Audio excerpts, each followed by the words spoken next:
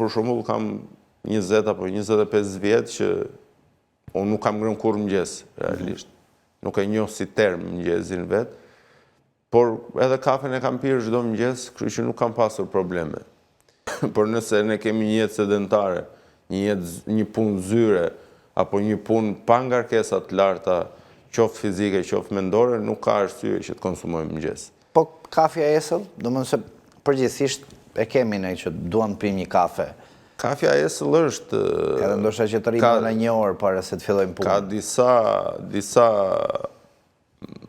dispozita që ndahet në pro dhe kundër, por edhe unë prap jam të individualiteti që ka persona që i ngacmon kafja esëll, edhe normalisht ata do hanë diçka në mëngjes nëse duan ta pinë atë kafe.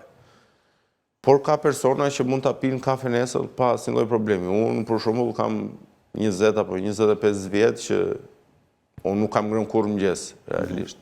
Nuk e njoh si term mëngjesin vet, por edhe kafen e kam pirë çdo mëngjes, kështu që nuk kam pasur probleme.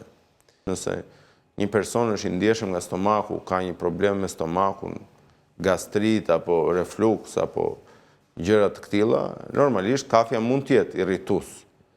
Por kjo varet vetëm nga individualiteti i personit. Nuk ka një one size fit all.